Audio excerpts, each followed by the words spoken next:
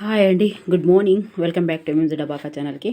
జాబిలి 4వ తరగతి 1 నుంచి 5వ తరగతి వరకు జాబిలి, 6, 7, 8 నవవసంతం, 9, 10 సింగిడి. ఇది లాస్ట్ టెట్లో వచ్చిన బిట్. అందుకే ప్రతి వీడియోలో ఫస్ట్ టైం ఎవరైతే చూస్తున్నారో వాళ్ళకి అర్థం కావాలని చెప్తున్నాను. ఇది కూడా ఒక ప్రీవియస్ బిట్టే, అందుకే అట్టాల మీద నుంచి కూడా చూపిస్తున్నాను. అట్టాల మీద నుంచి కూడా డిఎస్సిలో 10 క్వశ్చన్స్ వచ్చాయి. సో దయచేసి మీరు తప్పకుండా అట్టాలని మీరు నెగ్లెక్ట్ చేయొద్దు. ఒక్క నిమిషం. సో ఈరోజు 5 పాఠాలు అయిపోయినాయి. సో చాలామంది సాటిస్ఫాక్షన్ అని చెప్పారు. కామెంట్స్ రాస్తున్న ప్రతి ఒక్కరికి నా మనస్ఫూర్తిగా ధన్యవాదాలండి. తొందరగా చేయండి మేడం, ఏమనుకోవద్దు. మీకు ఎంత ప్రాబ్లం అవుతుందో కానీ కొంచెం తొందరగా చేయమని చెప్తానండి, తప్పకుండా చేస్తాను. మీరు కామెంట్ రాసినందుకు thank you so much. And పంటి నొప్పి గురించి ఫారిహి మంజను అడ్వైస్ చేశారు. Thank you so much madam. ఎంత ప్రేమ అనురాగం అన్నట్టు అనిపించింది నాకు. చాలా హ్యాపీగా ఫీల్ అయ్యాను. Thank you so much. Tablets వేసుకున్నాను మేడం, నొప్పి తగ్గింది. థ్యాంక్ యూ సో మచ్ అండి. అండ్ కామెంట్స్ రాస్తున్న ప్రతి ఒక్కరికి నా మనస్ఫూర్తిగా ధన్యవాదాలు. లైక్ చేస్తున్న ప్రతి ఒక్కరికి, సబ్స్క్రైబ్ చేస్తున్న ప్రతి ఒక్కరికి. ఇలా బుక్ చూపించడం సాటిస్ఫాక్షన్గా ఉంది అని ఇంకొకరు రాశారు. థ్యాంక్ యూ అండి. ఓకే, తొందరగా మాత్రం చేస్తాను. కొంచెం హెల్త్ ఇదే, కొంచెం పంటి నొప్పి అది ఇది అయ్యి రావడం వల్ల కొంచెం గ్యాప్ వచ్చింది. ఓకే, ఈరోజు సుమతి శతకం. సో ప్రక్రియ, పద్యాలు, ఇతివృత్తం, నైతిక విలువలు. సుమతి శతకాలు అన్నీ నైతిక విలువలే వస్తాయి. సో ఇలా డిఎస్సిలా ఇలా దిమ్మ తిరిగే క్వశ్చన్ ఏమి ఇచ్చిందంటే, సుమతి శతకం ఎవరు రాశారు అని అందరికీ తెలుసు. ఎవరు రాశారు చెప్పండి తొందరగా. బద్దెన గారు. ఎస్, కరెక్ట్, బద్దెన గారు. సుమతి శతకం రాసింది బద్దెన గారు. అయితే క్వశ్చన్ అక్కడ ఏమి ఇచ్చాడంటే, డిఎస్సిలో వేములవాడ చాళుక్య రాజుచే రాయబడిన శతకం ఏదని ఇచ్చాడు చూసారా. అందరం బద్దెన రాసింది.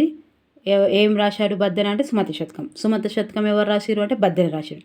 మరి చాళుక్య ప్రభువు అయిన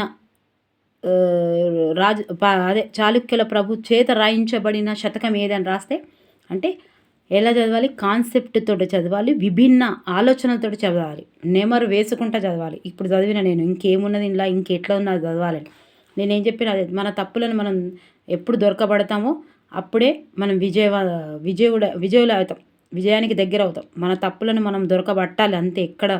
ఎక్కడ మిస్ అయింది మొన్న లాస్ట్ ఇయర్ నేను ఇంకా ఇక్కడ మిస్ చేశాను అనేది.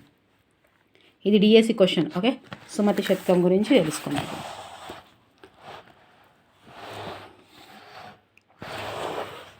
ఇవన్నీ మనం చిన్నప్పటి పద్యాలు టప చదివేద్దాం. ఓకేనా? అందుకే నేను మొత్తం 4వ తరగతి బుక్ చూసినాను, ఇంకేం లేదు. నేను ఒకవేళ నాకు ఇక్కడ ఎక్కడైనా చెప్పరాకపోయినా మీరు కూడా చూసి తెలుసుకుంటారు కదా, అబ్బా 4th క్లాస్లో ఇది ఉందని. ఉపకారికి నుపకారము విపరీతము కాదు సేయ వివరింపంగా, నుపకారికి నుపకారము నిపమన్నక సేయువాడు నేర్పరి సుమతి. సో సుమతిగా మనకు మేలు చేసిన వారికి మేలు చేయడం గొప్పేం కాదు, మనకు కీడి చేసిన వాడికి కూడా మేలు చేయడమే గొప్పతనం. ఇది చూడడానికి భలేగా చిన్నపిల్లలాగా అనిపిస్తుంది, కానీ అదే కరెక్ట్. నిజంగా అది ప్రాక్టికల్గా ఉండాలి లైఫ్లో. చీమలు పెట్టిన పుట్టలు పాములకు ఇరువైపునట్లు, పామరుండు తగన్ హేమంబు కూడబెట్టిన భూమిశుల పాలం జేరు భూమిలో సుమతి. చిన్నమైన చీమలు ఎంతో కష్టపడి గొప్పగా పుట్టలు కట్టుకుంటాయి, కానీ వాటిలో పాములు వచ్చి నివసిస్తాయి. అట్లాగే అమాయకుడు అత్యాశతో ధనాన్ని కూడబెడితే అది రాజుల పాలు అవుతుంది. సో చూసిరా, అంతే. ఇంకేమో అంటారు కదా, మంచి నోరోడు జమ ఎత్తే గబ్బు నోరోడు వచ్చి తీసుకోపోయింది అన్నట్టు. తన కోపమే తన శత్రువు, తన శాంతమే తనకు రక్ష, దయ చుట్టంబవు దయ సంతోషమే స్వర్గము, తన దుఃఖమే నరకమండ్రు తథ్యము సుమతి. తనలో ఉండే కోపమే తనకు శత్రువు, తనలోని శాంతమే తనకు రక్ష, దయనే చుట్టము, సంతోషంగా ఉంటే అదే స్వర్గము, దుఃఖిస్తే అదే తనకు నరకం. ఓకే, ఎప్పుడు సంపద కలిగినప్పుడు బంధువులు ఒత్తురది ఎట్లనన్నో,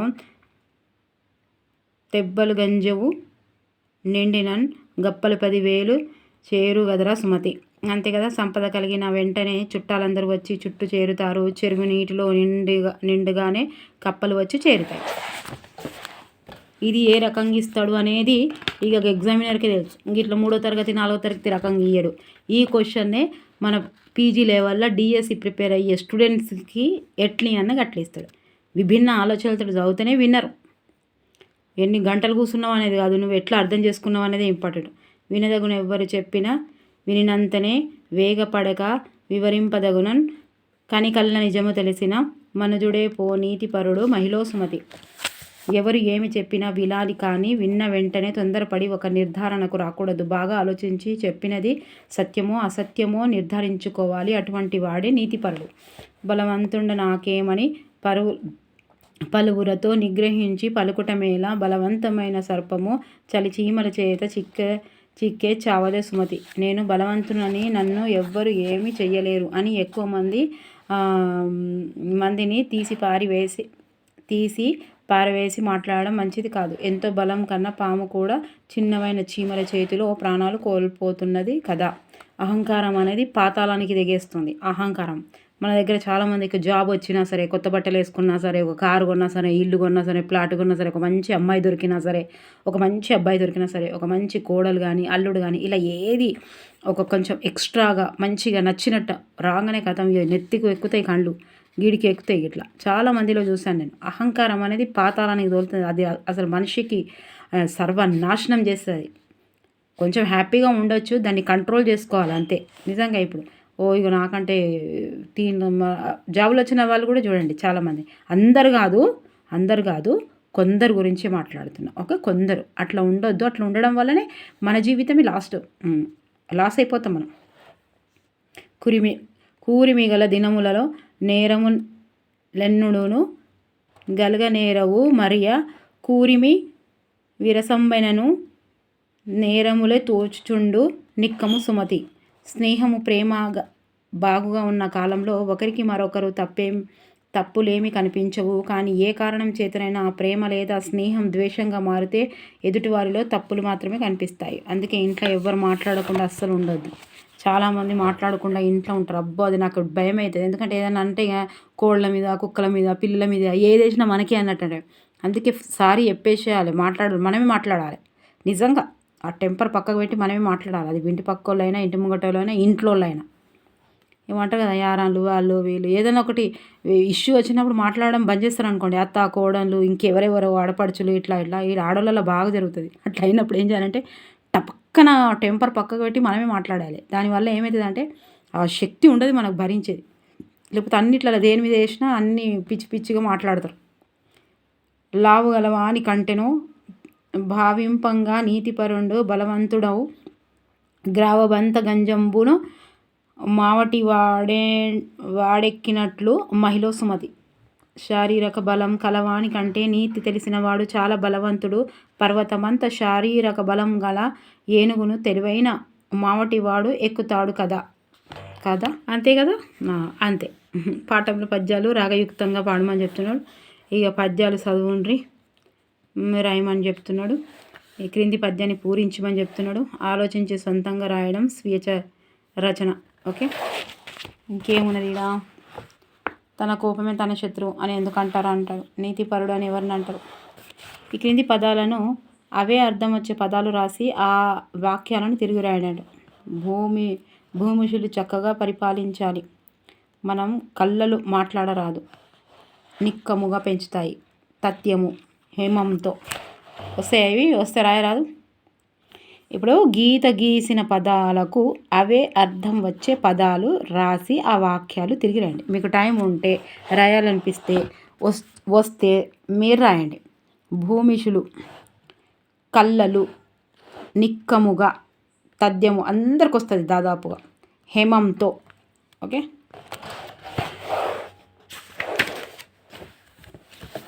ఇక్కడ మీ స్వంత వాక్యాలు రాయండి. కూరిమి రాస్తారా? కూరిమి కోపము, శాంతము, ఉపకారము, నిజం. టైం వేస్ట్ అనుకుంటే ఊరుకోండి. చేయవలసిన పనిని చేయవలసిన. సరే, పిల్లలు గుణాన్ని తెలిపే పదాలను విశేషణం అంటారని తెలుసుకున్నాం కదా. లాస్ట్ తెలుసుకున్నాం. ఇంతవరకు మీరు నేర్చుకున్న 2, 3, 5 పాఠాల్లోని విశేషణ పదాలను గురించి గీత గీయండి. ఓకే. కపిల్ దేవ్ వేగంగా బౌలింగ్ చేసేవాడు. ఇవన్నీ ఇట్లా క్రింది వాక్యంలోని ఖాళీలలో సరైన వివరణ పదాలను రాయండి. ఓకే, సరైన పదాలు చూసి రాయరు. అయిపోయిందబ్బా. దీని గురించి చూద్దాం. నీతి మాటలు వినడం ఎంత ముఖ్యమో వాటిని ఆచరణ అంతకంటే ముఖ్యం. ఏదైనా సరే, గులాబ్ జామున్ అంటే గులాబ్ జామును 1,00,000 సార్లు చెప్పినా గులాబ్ జామున్ టేస్ట్ రాదు.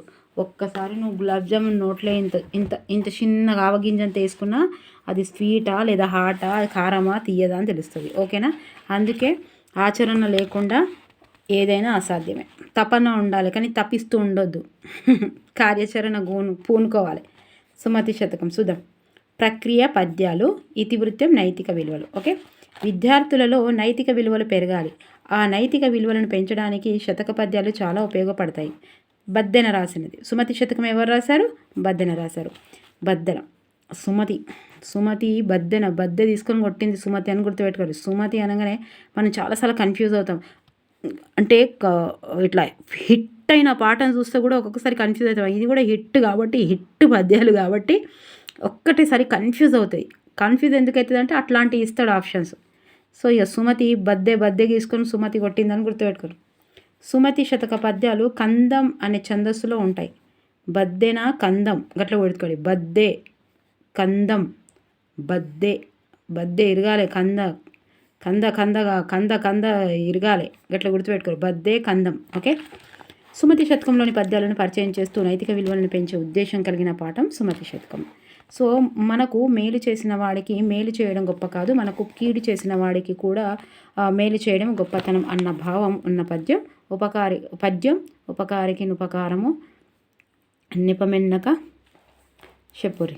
చీమరి పెట్టిన పుట్టలో పాముకి ఇరుకైనట్లు అత్యాశతో దాచిన సొమ్ము ఎవరి పాలవుతుంది? రాజుల పాలవుతుంది. ఎప్పుడు సంపద కలిగినప్పుడు బంధువులు వత్తురది ఎట్లా దెబ్బలుగా జేరు నుండిన గప్పలు 10,000 చేరుగదర సుమతి. దీనిలో బంధువులను బద్దెన వేటితో పోల్చాడు? కప్పలతో పోల్చాడు. శాంతమే రక్ష, సంతోషమే స్వర్గము అని తెలియజెప్పే బద్దెన పద్యము తన కోపమే తన శత్రువు. పద్యం.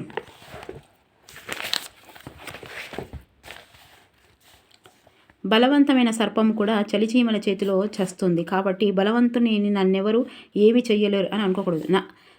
మనిషి సర్వనాశనం కావడానికి ఒకటి అంతా నాకు తెలుసు అని అంటే విననివాడు ఎప్పుడు అజ్ఞాని, వినలే ఓపిక లేనివాడు ఎప్పుడు అజ్ఞానిగానే ఉంటాడు. ఎంత మాట ఉంది చూసారా. సో కండబలం కంటే బుద్ధి, నాకే తెలుసు అంత నేనే హీరో అనుకుంటే కథం నువ్వు జీరో అయ్యగా.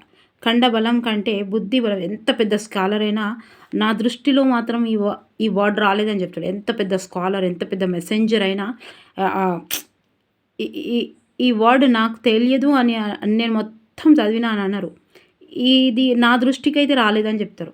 మీరు చూడండి, చాలామంది స్కాలర్స్, చాలామంది చాలా పెద్ద వాళ్ళు, నేను చాలామంది ఇంటర్వ్యూ చూశాను, వాళ్ళందరూ అలాగంటారు. అక్కడి నుంచి అయితే నాకు రాలేదు అని అంటే నాకు తెలియదు అని చెప్తారు, కానీ నేను అక్కడ చూడలేదని చెప్తారు.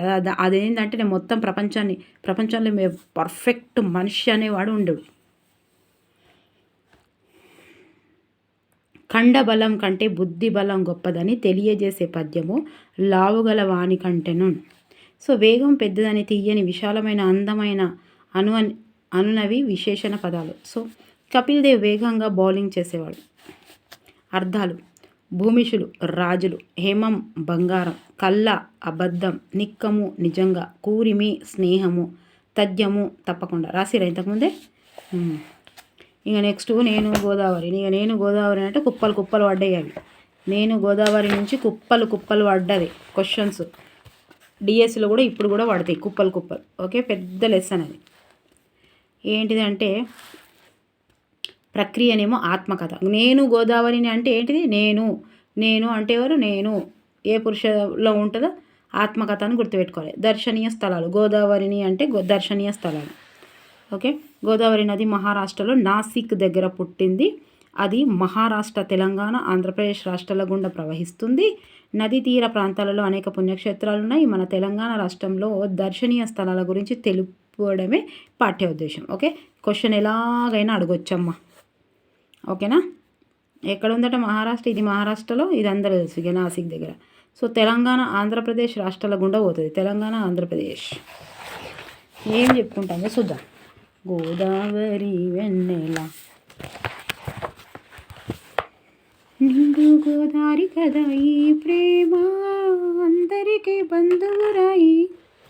ఏందో సమస్త జీవకోటికి మూలాధారం నీరు. ప్రపంచ నాగరికతకు మూలం నీరు. నీటికి ఆధారమైన నదిని ఇట్లా వస్తుందా మీకు? ఇట్లా ఫోన్ కరెక్ట్.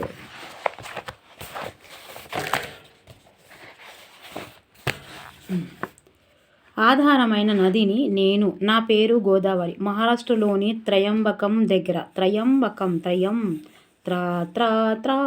గోదావరి త్రయ్యరా అని గుర్తుపెట్టుకో. తాతాం తక్కడతాం తంతాం తక్కడతాం అనుకుంటూ వస్తుందని గుర్తుపెట్టు. ఎవరు? గోదావరి. నా జన్మస్థలం హిమాలయాల్లో పుట్టిన గంగానది వలనే ఎక్కువ దూరం ప్రయాణం చేసే దక్షిణ భారతదేశ నదిని. ఓకే. ఈమె ఒక్కొక్క బిట్టు పోకుండా చదవాలండి ఇది. నన్ను అందరూ దక్షిణ గంగా అంటారు. ఏమంటారు ఈమెను? గంగా, దక్షిణ గంగమ్మ అంటారు. నన్ను తేలివాహ నది అని కూడా అంటారు. ఇది డిఎస్ బిట్టి, ఇది టెట్టు బిట్టు. తేలివాహ మొన్నటి టెట్టు బిట్టు రాసిన వాళ్ళకి తెలుస్తుంది. TET bit. ఎందుకంటే నేను తెల్లగా ఉంటాను. ఎందుకు? ఇది ఇచ్చిండు. తెల్లగా ఉంటుంది కాబట్టి ఏమంటారు అని అంటారు. ఇది ఇచ్చాడు. ఎవరు? ఇప్పుడు తెల్లగా ఉంటుందట గోదావరి నది. సో నేను నిజామాబాద్ జిల్లాలోని కందకుర్తి దగ్గరలో తెలంగాణలో ప్రవేశిస్తాను. ప్రతి బిట్టు వదలకుండా చదవాలి. లైనుకు లైనుకు. నిజామాబాద్ జిల్లాలోని కందకుర్తి దగ్గర తెలంగాణలో ప్రవేశిస్తాను. ఇక్కడ మంజీరా, హరిదా నదులతో కలిసి ఏవి? హరి మంజీరా, రాహ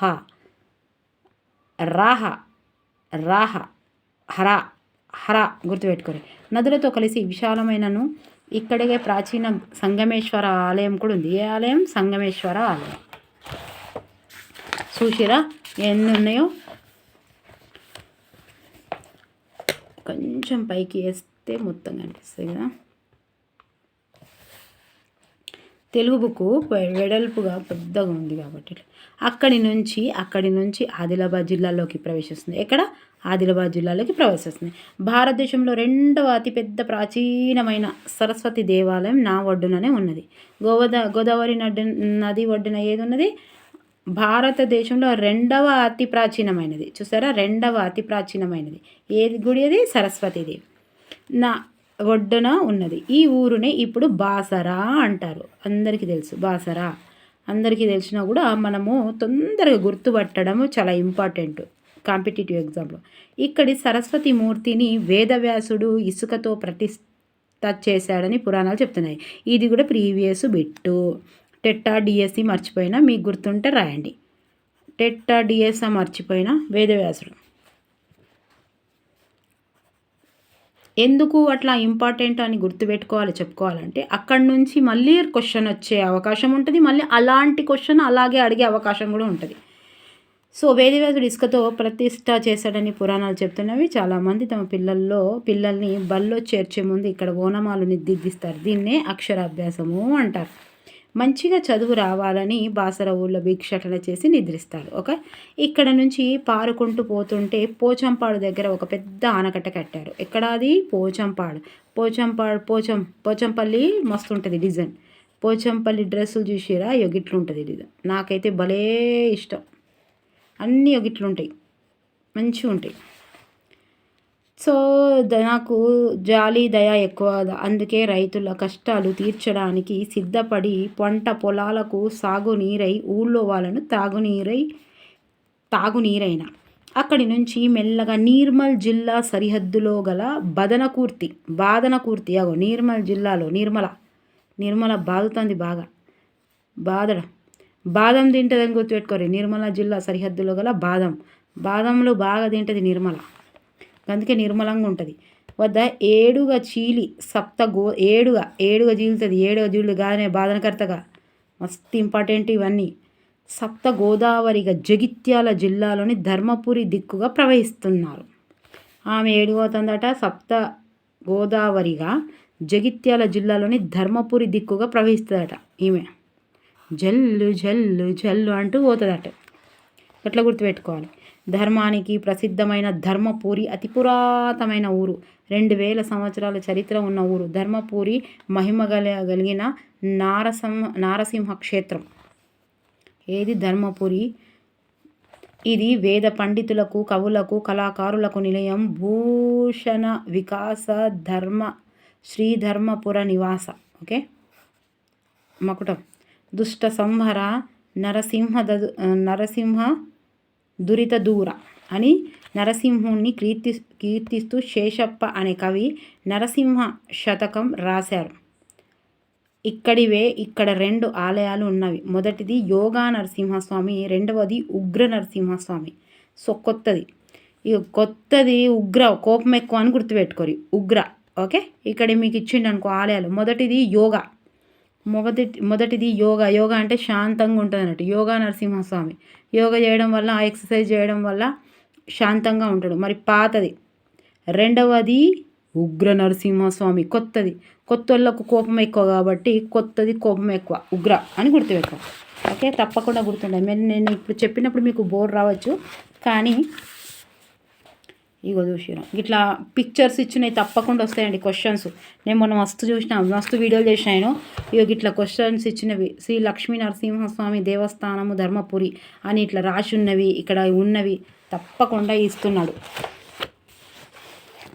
సో గుండాల రూపంలో కనబడతాను. యమగుండమని, బ్రహ్మగుండమని, సత్యవతి గుండమని, చక్రగుండమని మొదలగు పేర్లతో ఇక్కడికి వచ్చే భక్తులు భక్తితో పిలుచుకుంటారు. సుశీర గుండాలల్ల గుండం, రామగుండం అని. ఓకే. ఇక్కడ ఇసుకతో చేసిన ఇసుక స్తంభం ఉన్నది. నా ఒడ్డున హనుమంతుని గుడి, సంతోషిమాత, దత్తాత్రేయుడు, శ్రీరాముని గుళ్ళ కూడా ఉన్నవి. సో సోమ బుధవారాల్లో ప్రత్యేకించి నన్ను పూజించి మొక్కులు తెరుచుకుంటారు. ఎప్పుడు? సోమవారం, బుధవారం. సోమ గురు బుధ అలా, సోమ బుధ గురు ఏదో పెట్టుకోరు. సోబు మొక్కులు తీర్చుకుంటారు. గంగా స్నానము, నరసయ్య దర్శనము, ధర్మపురి చూస్తే యమపురి ఉండదు అనే మాటలు గ్రామ ప్రసిద్ధికి తెరుస్తాయి. సో ఇదిగోండి, ధర్మపురి చూస్తే యమపురి ఉండదు అని. ఓకే. గూడెం సత్యనారాయణ స్వామి గుడి. తర్వాత అక్కడి నుండి మెల్లగా నేను రాయపట్నం చేరుతాను. ఇక్కడ నా మీద వంతెన కట్టారు. రాయపట్నంలో ఏం కట్టిరట? వంతెన కట్టిరట. అది కరీంనగర్, ఆదిలాబాద్ జిల్లాలో కలుపుతుంది. అది కరీంనగర్, ఆదిలాబాద్ జిల్లాలను కలుపుతుంది. ఓకే. వీటి రెండింటినీ కలుపుతుంది. ఈ వంతెన దాటి ఆదిలాబాద్ జిల్లాలో 1 కిలోమీటర్ నడిస్తే గూడెంగుట్టు కనబడుతుంది. 1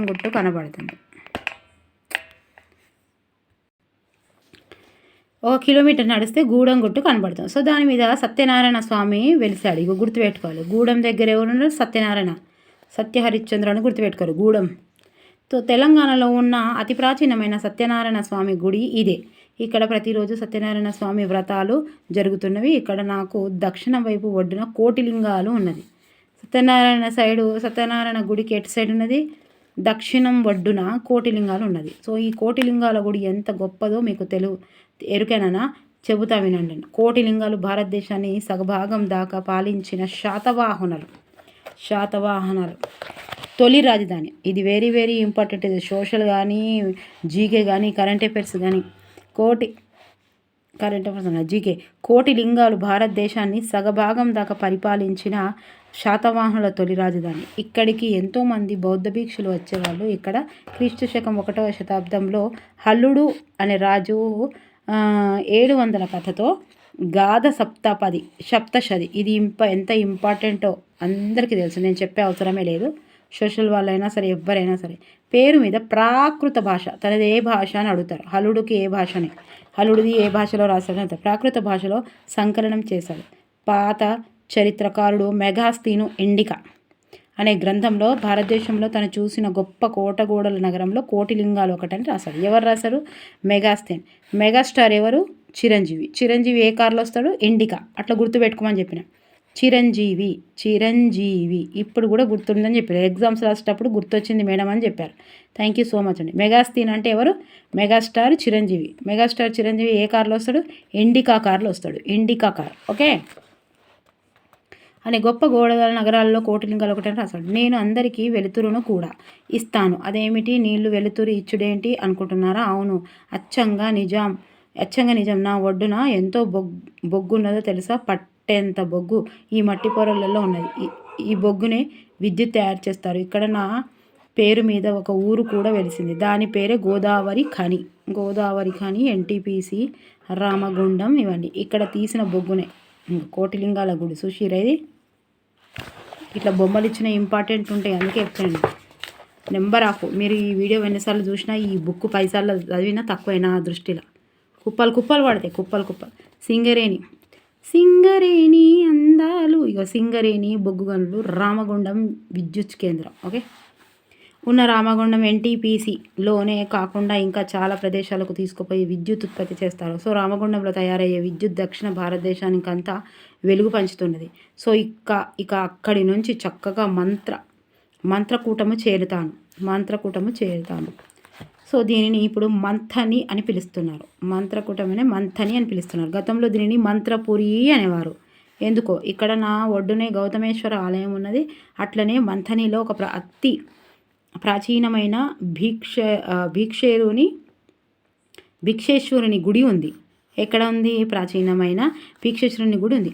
ఓంకారేశ్వరుని గుడి, సలేశ్వర, సిద్ధేశ్వర ఆలయ, మహాలక్ష్మి గుడి ఉన్నవి. మంథని వేద పండితులకు నిలయం.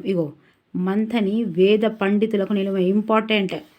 సో ఇక్కడ ఎప్పుడు అన్నదానం జరుగుతుంటుంది. ప్రతీది అట్లాగే ఇక్కడ కరువు కాటకాలలో రావని నమ్మకం. అయితే ఇంకో విషయం ఏమన్నదంటే మంథనికి కొద్ది దూరంలో మొసళ్ళను సంరక్షించే కేంద్రం ఉంది. ఇది కూడా మంథనికి దూరంలో. అక్కడ నుంచి కొంచెం ముందరికి పోయి చెన్నూరులో ఉత్తరం దిక్కున ప్రవహిస్తాను. అందుకే నన్ను ఇక్కడ ఉత్తర వాహిని గోదావరి అంటారు. ఎందుకంటారు? ఇక్కడ ఉత్తరం దిక్కు వేస్తే ఇక్కడ చెన్నూరులో ఉత్తరం దిక్కు ప్రవహిస్తుంటుంది, అందుకే అంటారు. ఇక్కడ గొప్ప పేద పండితులు, కవులు, సంగీత కళాకారులు ఉన్నారు. ఇక్కడ అగస్త్య మహాముని స్థాపించిన అంబా అగస్త్యేశ్వర ఆలయం, జగన్నాథ స్వామి ఆలయం ప్రసిద్ధమైంది. ఈయన పేరేందు? అగస్త్య అనే అగస్త్యేశ్వర ఆలయం. 2 సేమే ఉన్నాయి. ఇంకొకటి జగాన్ని తెలిపేది అగస్త్య. ఆగు జగం అని గుర్తుపెట్టుకోవాలి. ఓకే. ఇది కూడా ఇవన్నీ ప్రీవియస్ బిట్టేనండి. చెప్పడానికి అయితే ఎన్నిసార్లు చెప్పానో ఏమో కానీ కుప్పలు పడే ఇంట్లోకెళ్ళి శ్రీ గౌతమేశ్వర స్వామి దేవాలయము గుర్తుపెట్టుకోవాలి. చెన్నూరు నుంచి ముక్తికి ప్రసాదించే కాళేశ్వరం దిక్కు కదులుతాయి. సో ఇది త్రివేణి సంగమం. అంటే నా లోపల ప్రాణహిత సరస్వతి నదులను కలుపుకుంటాను కనుకనే త్రివేణి సంగమము అంటారు. ఇక్కడ ఒకే పానపట్టంపై 2 లింగాలు ఉండడం ప్రత్యేకత. ఇల్లు వస్తాడు కాళేశ్వరం. చూడురిగో 1 2 ఒక శివలింగం కాళేశ్వరుడు, ఇంకొకటి ముక్తేశ్వరుడు. ముక్తేశ్వరుడు ఎవరు? ఇంట్లో కాళేశ్వరం ఎవరు? చెప్పురి. ఓకే. ఒకటి శివలింగం కాళేశ్వరుడు, రెండవది ముక్తేశ్వరుడు. ఇలా 2 ఏంటో చెప్పాలి. మరి తర్వాత గిరిజన పోరాట వీర వనితలు సమ్మక్క సారమ్మలు జన్మించిన వరంగల్లో జిల్లాలో ప్రవేశిస్తాను. సమ్మక్క సారక్క అక్క చెల్లెళ్ళే, అది పాట. అది అక్క చెల్లెలు కాదు, తల్లి బిడ్డలు. చాలామంది ఆ పాట అదికి వచ్చి గట్లా రాసిరట. ఇంతకుముందు నాకు టెట్ రాసినప్పుడు నాకు చెప్పారు గదో పాట ఉంటుంది. సమ్మక్క సారక్క అక్క చెల్లెళ్ళే అంటే మేడం గది గుర్తొచ్చి రాసిన మేడం అంటే అవి నిజంగానే అట్లా పెడతారా? తప్పు కదా. ఒకట్లా ఎక్కడికెక్కడ కన్సల్ట్ అవుతుంది ఉంటుంది చూడండి. సమ్మక్క సారలమ్మ వాళ్ళిద్దరూ తల్లి బిడ్డలబ్బా జన్మించిన వరంగల్ జిల్లాలో ప్రవేశిస్తారు. ఇక్కడ సమ్మక్క సారలమ్మ పేరు మీద ఆసియా ఖండంలోనే అతిపెద్ద గిరిజనుల జాతర జరుగుతోంది. ఓకే. మేడారమా? ఏ జాతర అది? పేర్రాయర్. తర్వాత అడవుల జిల్లా ఖమ్మంలో ప్రవేశించగానే ఒళ్ళు పులకరిస్తోంది. ఎందుకంటారా? సీతమ్మ, శబరి నది, రాముడు గుర్తుకొస్తాడు. ఇక్కడే ఎన్నో కష్టాలు పడి రామదాసు భద్రాచలంలో రాముని గుడి కట్టించాడు. శ్రీరామనవమి రోజున లక్షలాది మంది స్వామిని దర్శించుకుంటారు. తర్వాత పాపికొండల అందాలను తిలకిస్తూ తెలంగాణ రాష్ట్రం దాటి ఆంధ్రప్రదేశ్ రాష్ట్రంలోకి పోతాడు. ఈ పాపులన మన అందాలను ఇష్టపెట్టి పాపికొండల అందాలను తిలకిస్తూ ఆ తెలంగాణ రాష్ట్రం దాటిందంటే అందరు పాపపోళ్ళు అన్నట. జోక్ చేస్తుంది. సో దాచి ఆంధ్రప్రదేశ్లోకి ప్రవేశిస్తా. ఆ రాష్ట్రంలోకి అంతర్వేది దగ్గర బంగాళాఖాతంలో కలుస్తాను. అంతరవేది ఇవన్నీ మీకు కన్ఫ్యూజ్ కావచ్చు. ఏం కాదు, ఇంకోసారి చూస్తే దేనికే సరిపోతుంది. ఇంకో విషయం చెప్పాలి, నాకు 12 ఏళ్ళకు ఒకసారి పుష్కరాలు కూడా జరుగుతాయని తెలుసా సుశీరా? 12 ఏళ్ళకేసారి పుష్కరాలు జరుగుతాయి. మొన్న జరిగినది ఏ పుష్కరాలలో నీళ్ళల్లో స్నానం చేస్తే మంచిదని నమ్ముతారు. మొత్తానికి ఎవరు ఉన్నారు కదా, మోనాలిసా రుద్రాక్షలు అమ్ముకునే అమ్మాయి రాత్రికి రాత్రే హీరోయిన్ అయిపోయింది. ఎంత తొందరగా హిట్ అవుతామో అంత తొందరగా ఫ్లాప్ కూడా అవుతాం. కష్టపడి పైకి రావాలి. అయినా పాపం మంచి హీరోయిన్గా కావాలని మొక్కుకుందాం. ఎందుకంటే వాళ్ళు చాలా కష్టపడతారు పాపం. చదువు రాదు, ఏం రాదు, అయినా దేవుడు ఆమెను అంత హిట్ చేసిండు. అప్పుడే ప్లాట్ఫామ్ ఆమె వేయించుకోవాలంతే. ఇప్పుడు పాపం ఇక నేను ఎట్లయినా హీరోయిన్ అయినా నాకే తెలిసిపోయిందని అనుకోవద్దు. ఆమె ప్లాట్ఫామ్ చేసుకోవాలి. తెలుసు కదా మోనాలిసా. ఎందుకు చెప్తున్నా మీకు అనంటే 12 ఏళ్ళకు ఒక్కసారి వచ్చే పుష్కరాలను ఏమంటారు, 144 సంవత్సరాలకు వచ్చే మహాకుంభమేళ. సో అందుకే మోనాలిసా ఆమె పేరు కదా. నా నీళ్ళలో స్నానం చేస్తే మంచిదని నమ్ముతారు. సో ఇంకో విషయం చెబుతున్నాను వినండి. మీ వాళ్ళందరూ నా నీళ్ళల్లో చెత్తాచెదరం కర్మాగారం నుంచి వెలువడే రసాయనాలతో కలిసి మురుగునీటిని కలుపుతున్నారు. నా నీటిని పాడు చేయకుండా మీరు చూడాలి. నా తాగునీటిని పాడు చేస్తే మీకు అనారోగ్యం తప్పదు సుమా. మీకే కాదు అన్ని జీవులకు ప్రమాదమే ఉంటా. మరి ఈ ఒక్కలేస్తేనే ఇంత పెద్దగా ఉన్నది సుశీరా. తొందరగా తాగుదాం. మీకు తొందరగా అంటే అందుకని మంచి పడతాయి కాబట్టి వినడం ఆలోచించడం అంతేనా. పుణ్యక్షేత్రం బాసర, ధర్మపురి, కాళేశ్వరం, భద్రాచలం ఉన్న జిల్లాలు చెప్తారా? ఇక్కడ బాసర చెప్తారా? అబ్బా బాసర ఏడుంటుంది? ధర్మపురి, కాళేశ్వరం, భద్రాచలం.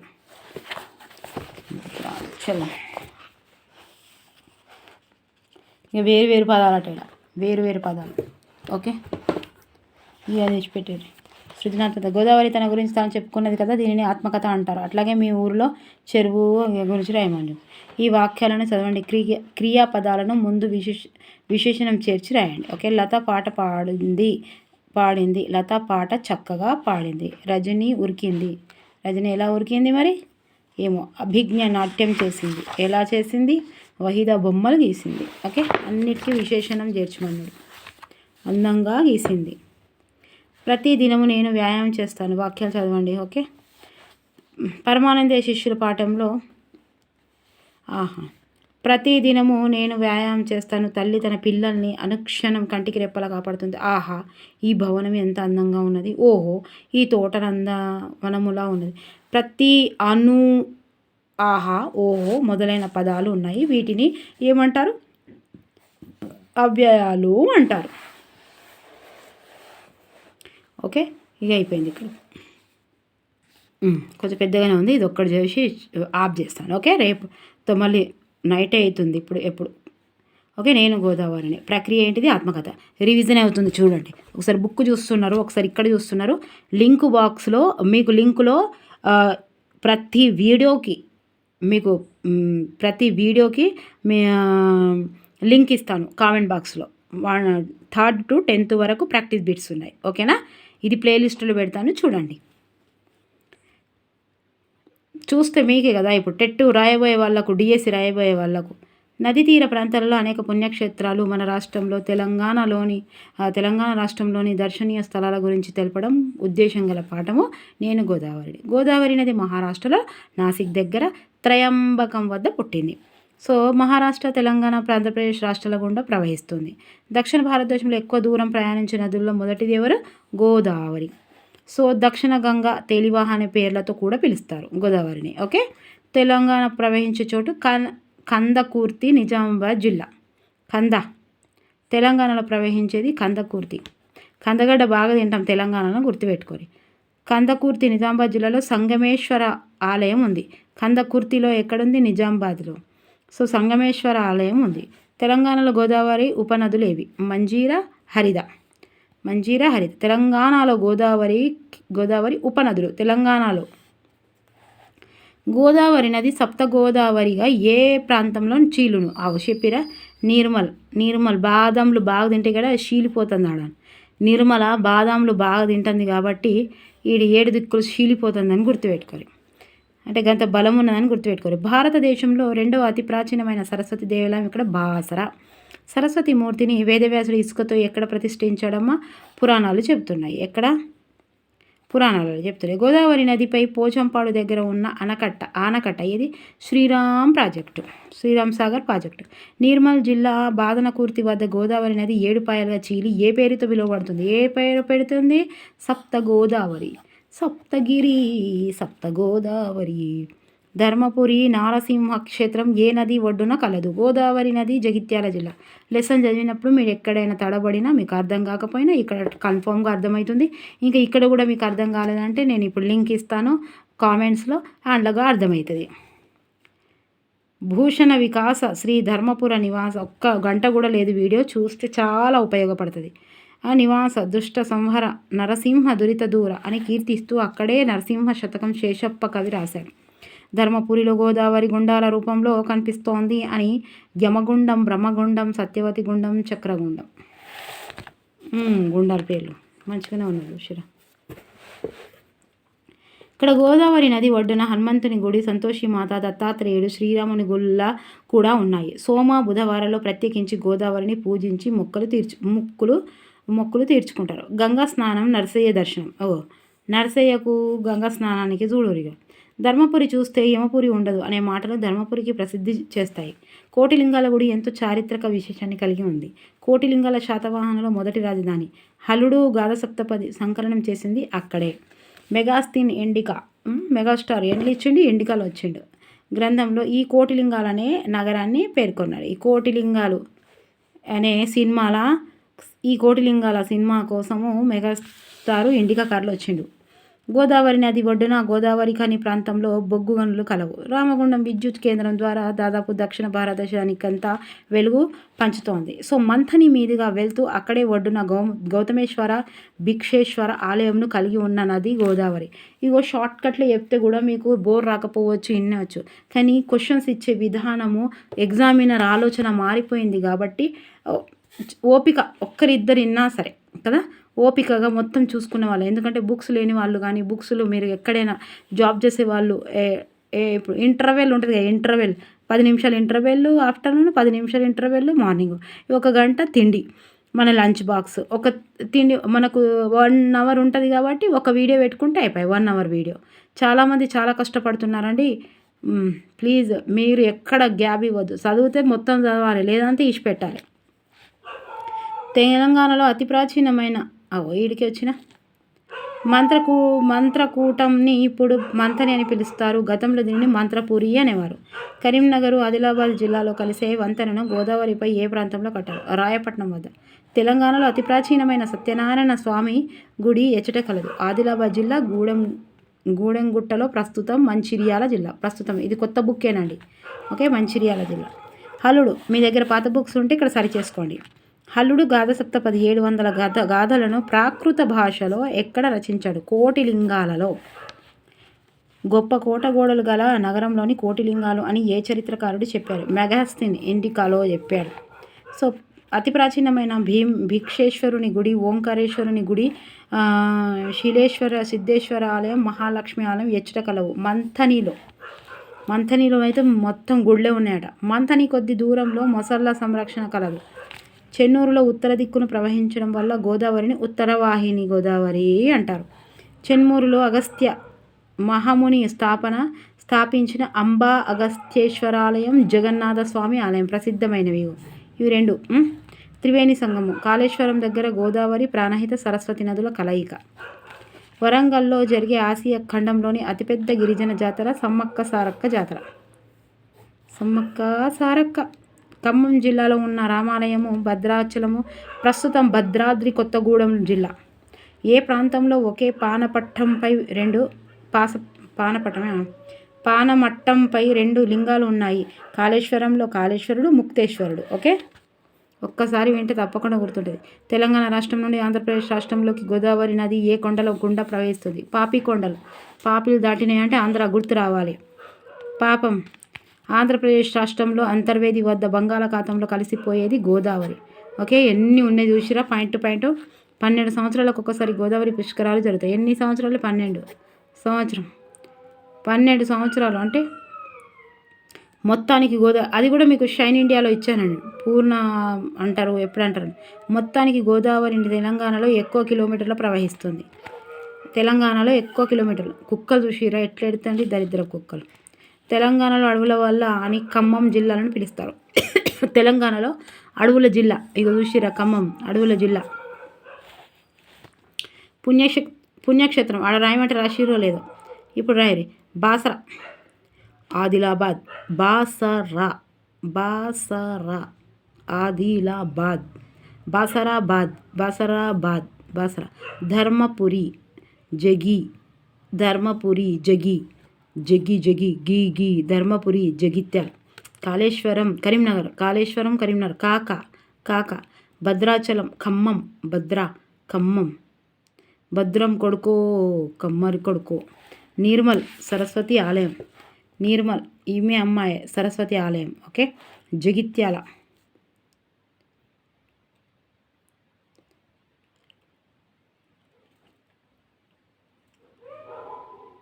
ఓహో సరే అండి, ఇదే మొత్తం దీని గురించి ఉంది కదా. బాసర, ఆదిలాబాద్, నిర్మల్ ప్రస్తుతం జిల్లా.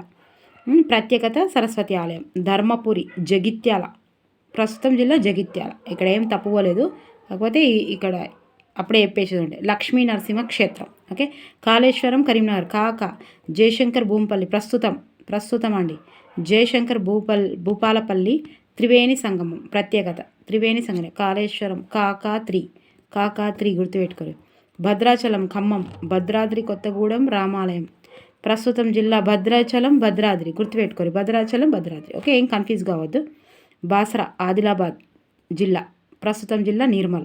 ఓకే, ఇది ఇంతకుముందు ఎవరో కామెంట్ కూడా రాశారు. ప్రస్తుతం జిల్లా నిర్మల్ అండి. మా దగ్గర ఆదిలాబాద్ ఉంది మేడం అని అన్నారు. ఆదిలాబాద్ ఉండగాని ప్రస్తుతం జిల్లా నిర్మల్, బాసరా. సో ప్రత్యేకత ఏంది? బాసరాలో అందరికీ తెలుసు, సరస్వతి దేవాలయం. ధర్మపురి, జగిత్యాల. ప్రస్తుతం జిల్లా కూడా జగిత్యాల. లక్ష్మీ నరసింహ క్షేత్రం. పూరి, లక్ష్మి. కాళేశ్వరం, కరీంనగర్. జయశంకర్.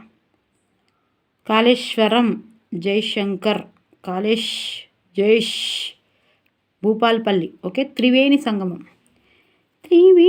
సంగమ పవిత్ర భూమి, 4 వేదములుగా పుట్టిన భూమి అని పాట పాడదవు, ప్రైజులు వస్తుండే. భద్రాచలం, ఖమ్మం. భద్రాద్రి కొత్తగూడెం. ఓకే, రామాలయం. భద్రాచలం కొండ, సీతమ్మ వారి దండ, అంతే రామాలయం అని గుర్తుపెట్టుకోవాలి. ఓకే, ఎలుక విందు. అబ్బా మస్తు సేపు అయింది కదా, 43 నిమిషాలు అవుతుంది. సరే తీయండి. దేని గోదావరిని చాలా ఒకటే చేద్దాం అనుకున్నాను. ఎందుకంటే అందులోకి ఖచ్చితంగా బిట్టుబడే అవకాశం ఉన్నది. రాబోయేది డిఎస్ అయినా టెట్ అయినా.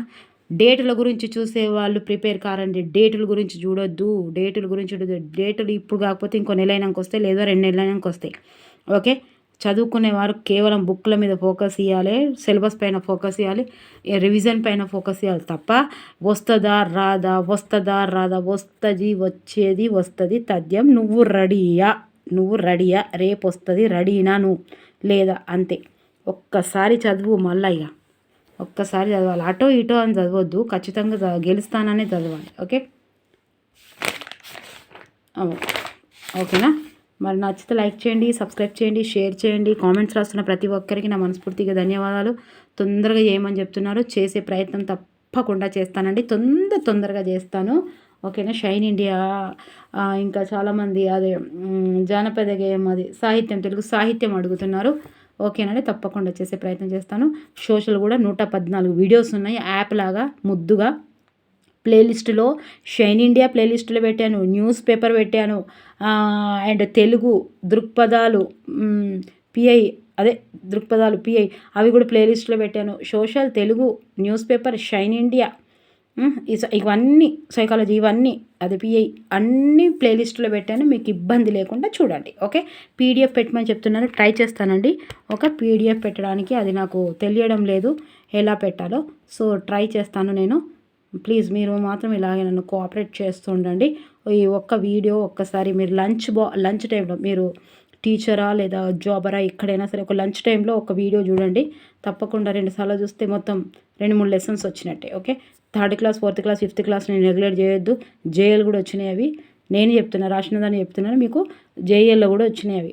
ఓకే, ప్లీజ్ దయచేసి ఎక్కడి నుంచి వస్తున్నాయంటే ఒక మన పండుగలు అనే లెసను ఎక్కడి నుంచి ఎక్కడి వరకు ఉన్నాయి, 7వ తరగతి వరకు 4, 3, 4, 5, 6, 7, 7వ తరగతి వరకు ఉన్నాయి. సో అట్లా లింకప్ చేసుకుంటూ చదివితేనే వస్తుంది. ఓకే, విభిన్న ఆలోచనలతో చదవాలి. ఎంత చదివామనేది కాదు, ఎంత అవగాహన అయింది అనేది అంతే. ఓకే, మొత్తం చదివినాక వస్తే మంచిది, రాకపోతే ఇంకా మంచిది. ఓకే, మీరు మాత్రం కాన్ఫిడెంట్గా ఉండాలి, వస్తుంది అన్నట్టు ఉండాలి అంతే. రాసినాక ఆలోచించొద్దు, రాయకముందే ఆలోచించాలి. ఎవడుంటే మనకేంది, మన ఆలోచన మనకు. ఓకేనా? Thank you for watching. Bye, take care.